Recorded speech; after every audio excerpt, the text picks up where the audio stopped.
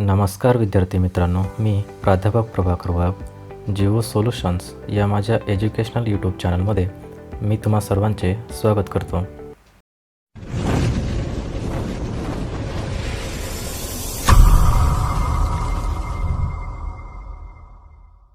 महाराष्ट्र राज्य माध्यमिक व उच्च माध्यमिक शिक्षण मंडळ पुणे यांच्या नवीन अभ्यासक्रमानुसार भूगोल इयत्ता 12वीमधील प्रकरण क्रमांक 6 तृतीयक आर्थिक क्रिया यामधील व्हिडिओ क्रमांक 3 आज मी तुमच्यासमोर सादर करीत आहे.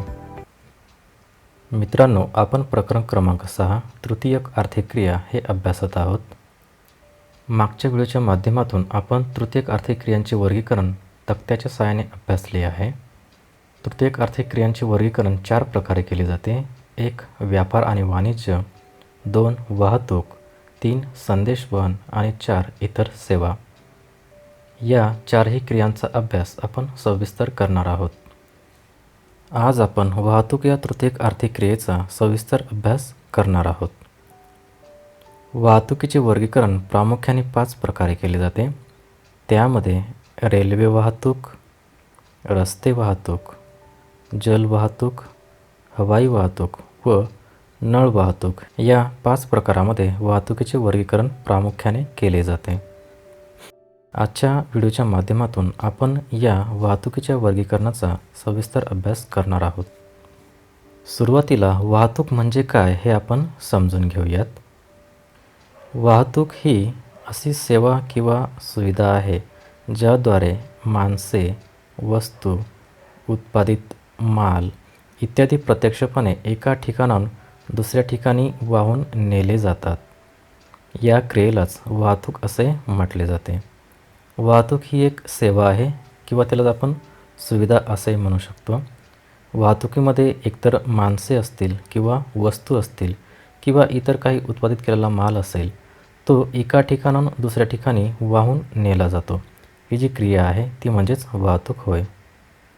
कोणत्याही देशाच्या विकासात वाहतूक व्यवस्थेचे स्थान हे अत्यंत महत्त्वाचे आहे. ज्या देशांमध्ये वाहतुकीचे जाळे पसरलेले असतात ते देश इतर देशांच्या मानाने हे प्रगत झालेले आपल्याला दिसून येतात. उदाहरण चीन असेल, जपान असेल किंवा युरोपीय देश असतील. या ठिकाणी मोठ्या प्रमाणामध्ये वाहतुकीचे जाळे पसरलेले आहेत आणि ह्या वाहतुकीच्या आधारावरती हे देश इतर देशांच्या मानाने विकसित झालेले आपल्याला दिसून येतात. तृतीयक आर्थिक क्रियांमधील वाहतूक हा व्यवसाय पायाभूत घटक म्हणून ओळखला जातो. तृतीयक व्यवसायामध्ये प्रामुख्याने सेवा दिली जाते. ही सेवा वाहतुकीच्या सहाय्याने करणेच शक्य असते. जर वाहतूक नसेल तर आपण कोणतीही सेवा देऊ शकत नाही. त्यामुळे तृतीयक आर्थिक क्रियांमध्ये वाहतुकीला अनन्यसाधारण असे महत्त्व आहे. जगातील सर्व आर्थिक क्रियांचा विकास हा वाहतूक व्यवस्थेवरतीच अवलंबून असतो. मानव ज्या काही आर्थिक क्रिया करत असतो या आर्थिक क्रियांचा विकास हा वाहतूक व्यवस्थेवरतीच अवलंबून असतो. वाहतूक व्यवस्था कशी आहे त्यावर आर्थिक क्रियाचा विकास हा डिपेंड असतो. वाहतूक व्यवस्था जर चांगली असेल, आधुनिक असेल तर आर्थिक क्रियांचा विकास हा जास्त असतो व वाहतूक व्यवस्था ही जर मागास असेल, कोलमडलेली असेल तर आर्थिक क्रिया त्या ठिकाणी होऊ शकत नाहीत. पुढे या प्रकरणातील वगळण्यात आलेला भाग बघूयात. आपल्याला एक कृती दिली आहे, नकाशाशी मैत्री. यामध्ये आकृती 6.2 पाहून खालील प्रश्नांची उत्तरे लिहा. आपल्याला एकूण 9 प्रश्न दिले आहेत. या 9 प्रश्नांची उत्तरे आपल्याला द्यायची आहेत.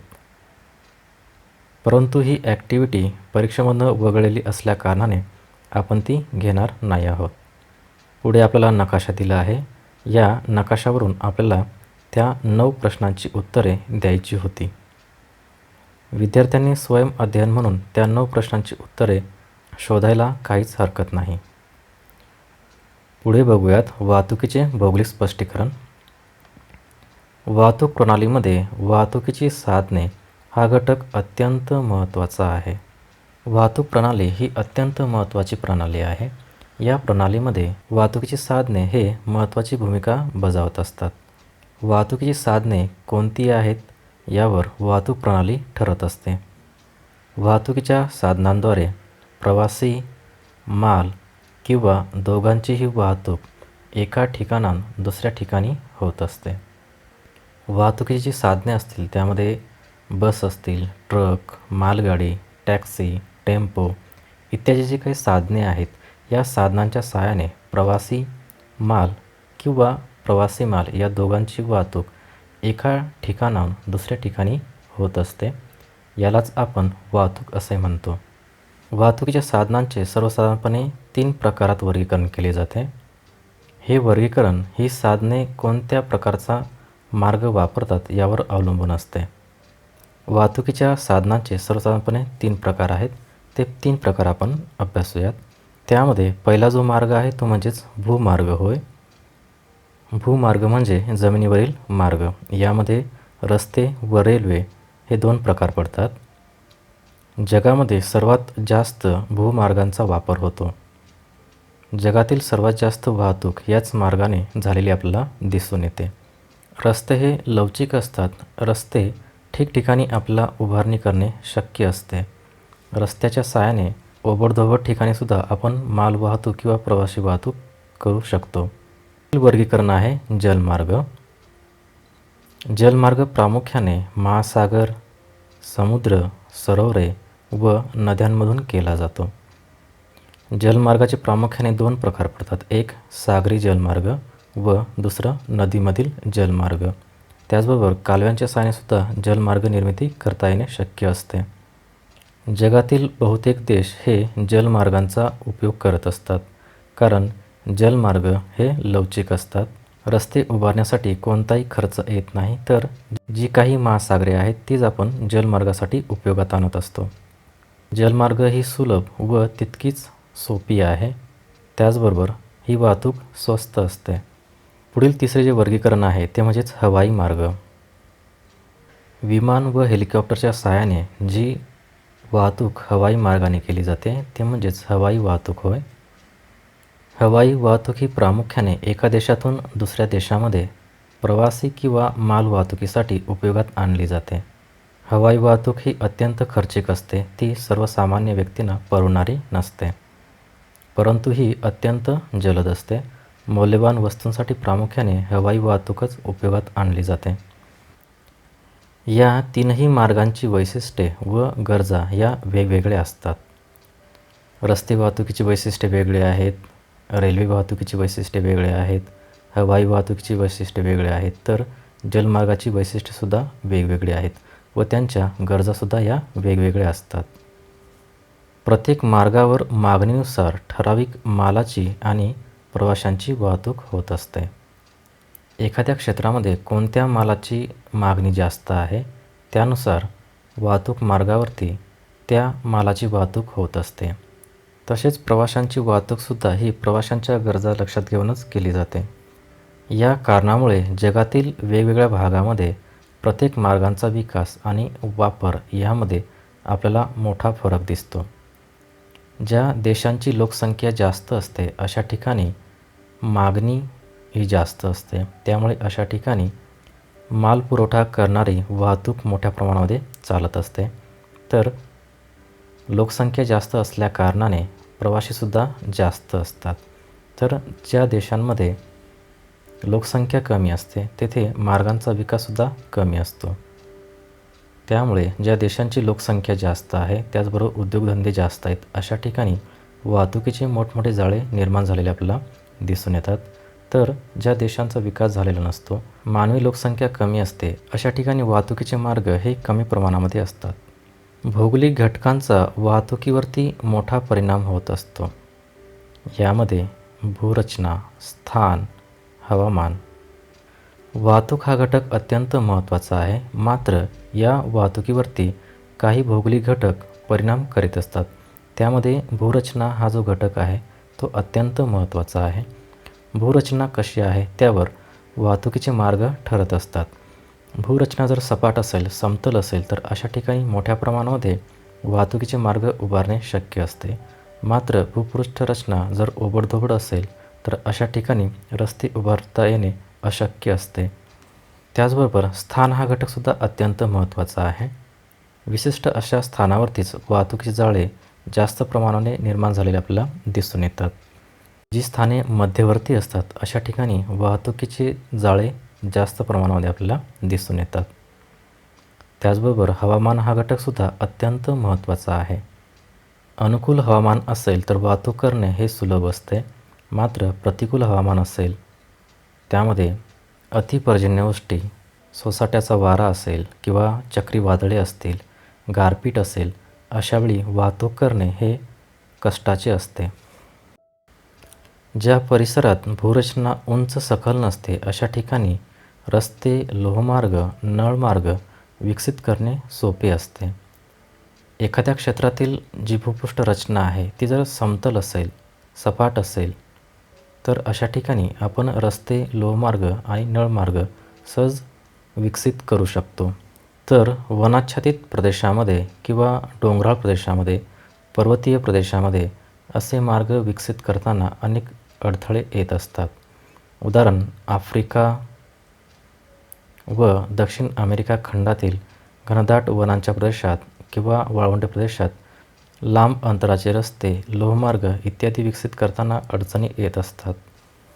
डोंगराळ भागामध्ये जेथे मोठमोठी वने असतात अशा ठिकाणी रस्ते निर्माण करणे हे तितकेच किचकट असते.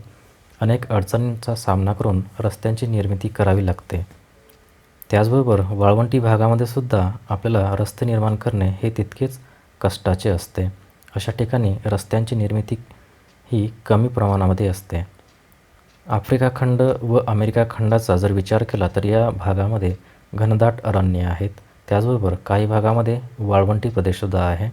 अशा ठिकाणी लांब अंतराचे रस्ते, लोहमार्ग इत्यादी विकसित झालेले आपल्याला दिसून येत नाहीत. बंदरे आणि गोदींसाठी किनारी प्रदेश हे सुयोग्य असतात. बंदरे ही प्रामुख्याने किनारी भागामध्ये तयार झालेली असतात किंवा किनारी भागामध्ये ती तयार केली जातात. त्याचबरोबर गोदीसाठी सुद्धा किनारी भाग हा सुयोग्य असतो. परंतु कोणत्याही किनारी भागावरती आपल्याला बंदरे किंवा गोदी निर्माण करता येत नाहीत. तर त्यासाठी दंतूर सागर किनारे असणे आवश्यक असते. दंतूर किनाऱ्यावरतीच आपण बंदरे आणि गोदी निर्माण करू शकतो. वर्तमान काळात तंत्रज्ञानात झालेल्या बदलामुळे हवाई वाहतुकीच्या वापरात मोठ्या प्रमाणात वाढ झालेली आपल्याला दिसून येते. तरीही अजूनसुद्धा जगभरातील व्यापार सागरी मार्गाने चालतो. आधुनिक कालखंडामध्ये नवीन नवीन तंत्रज्ञान अवगत झाल्यामुळे हवाई वाहतुकीला मोठ्या प्रमाणामध्ये मागणी आहे. हवाई वाहतुकीमध्ये मोठ्या प्रमाणामध्ये वाढ झाली आपल्याला दिसून येते. मात्र हवाई वाहतूक ही खर्चिक आहे. ती सर्वसामान्य व्यक्तींना परवडणारी नसते. त्याचबरोबर हवाई वाहतुकीद्वारे जी माल वाहतूक असते तीसुद्धा अत्यंत खर्चिक असते.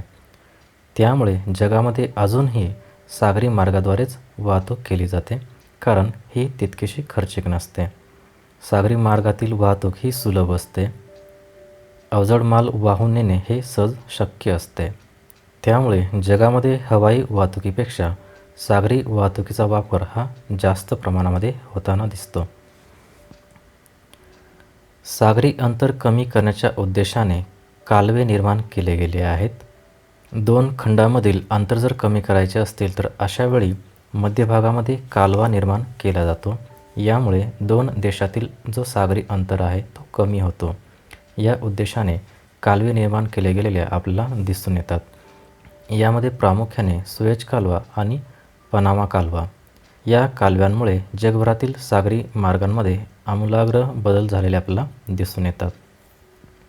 हे कालवे अत्यंत महत्त्वाचे आहेत. त्यामध्ये पहिला जो कालवा आहे तो म्हणजेच सुएझ कालवा होय. सुएझ कालवामुळे आशिया खंड, आफ्रिका खंड व युरोप खंड हे तिन्ही खंड भूमध्य समुद्राद्वारे जोडले गेले आहेत. सुएझ कालव्यामुळे आशिया खंड व युरोप खंड यामधील जे काही अंतर होते ते अंतर खूप कमी झाले आहे. पूर्वीच्या कालखंडामध्ये आशिया खंडातून जर युरोप खंडामध्ये जायचे असेल तर केप ऑफ गुड होप या मार्गे जावे लागत होते. केप ऑफ गुड होप हा जो मार्ग आहे तो महिन्याभराचा मार्ग होता. मात्र आता आशिया खंडातून युरोप खंडामध्ये जाण्यासाठी फक्त 4 ते 5 दिवस लागतात. पुढचा जो कालवा आहे तो म्हणजेच पनामा कालवा होय. पनामा कालव्यामुळे पॅसिफिक महासागर व अटलांटिक महासागर हे 2 महासागर जोडले गेले आहेत. पनामा कालव्यामुळे युरोपीय देश व अमेरिका यांना मोठा फायदा झाला आहे. हवाई मार्गांसाठी पोषक हवामान, आधुनिक तंत्रज्ञानाचा विकास, विमानतळ, गोदी यासाठी मैदानी प्रदेशाची आवश्यकता असते. हवाई वाहतूक ही त्याच देशामध्ये विकसित होते ज्या देशातील हवामान हे हवाई वाहतुकीसाठी पोषक असते.